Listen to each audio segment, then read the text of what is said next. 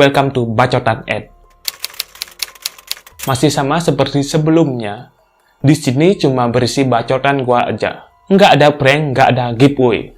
Jadi kalian jangan mengharapkan giveaway di konten ini. Kali ini gua mau membawakan sebuah berita yang lagi viral-viralnya di hampir seluruh dunia tentang hilangnya Palestina di Google Maps dan Apple Maps.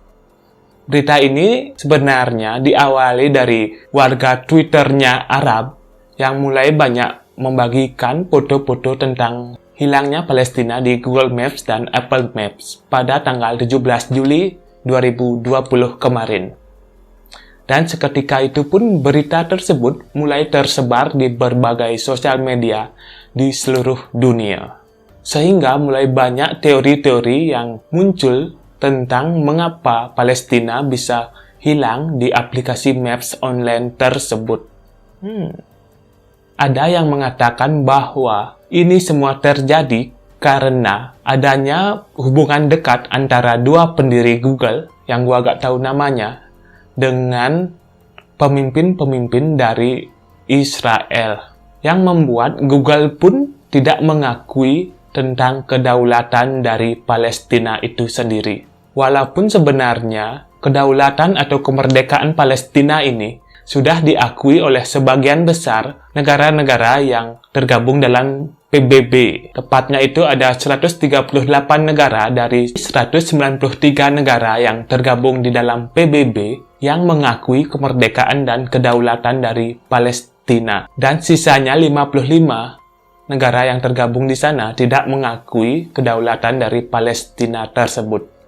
Di sini muncul sebuah pertanyaan, kenapa angka yang lebih kecil yang tidak menyetujui kedaulatan dari Palestina ini lebih kuat pengaruhnya terhadap Google Maps dan Apple Maps? Ternyata salah satu negara dari 55 negara yang tidak mengakui kedaulatan Palestina ini adalah negara yang memiliki pengaruh besar terhadap bumi ini.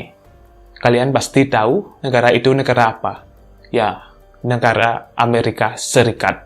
Tempat Google dan Apple berasal.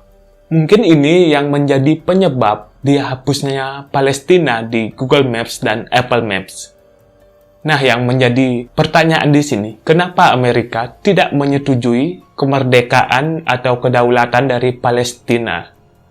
Setelah gua cari di berbagai informasi, ternyata pendapatan terbesar dari negara Amerika tersebut adalah penjualan senjata kepada negara-negara yang konflik, salah satunya Israel dan Palestina.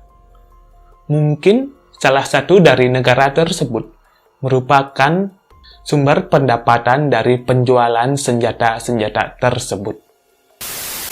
Nah, setelah berita ini viral, pihak Google Maps lantas angkat bicara tentang tidak adanya Palestina di aplikasi Google Maps.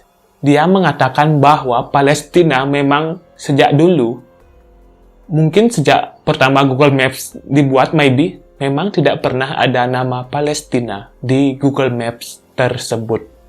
Jadi Google Maps ini mengganti daerah Palestina dengan garis putus-putus yang menandakan bahwa daerah tersebut adalah daerah sengketa.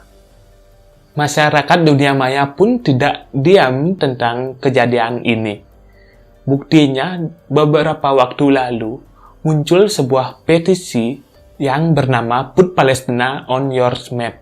Dan sampai saat gua merekam video ini, petisi ini sudah mendapat 1 juta tanda tangan lebih. Mungkin dari kalian ada yang mau menandatangani petisi ini. Jadi sebenarnya konflik antara Palestina dan Israel ini sudah terjadi sejak Israel memproklamirkan kemerdekaannya pada tanggal 14 Mei 1948. Walaupun pada saat itu negara-negara di Liga Arab tidak menyetujui kemerdekaan dari Israel tersebut.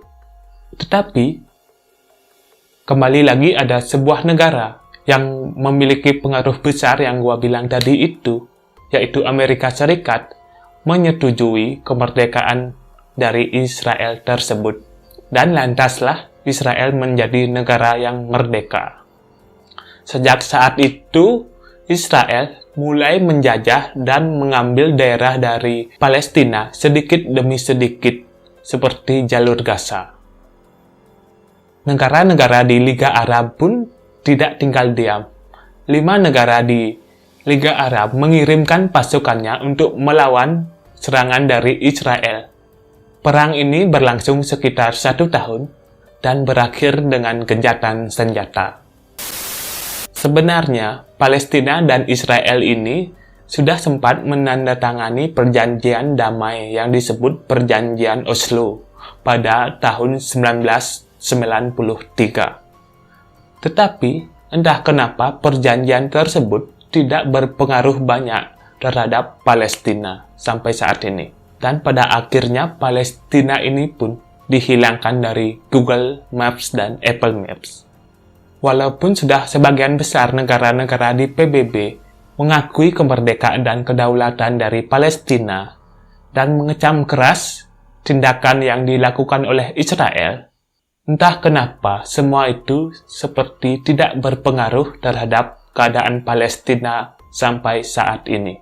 Mungkin di antara kalian mengetahui kenapa semua itu terjadi?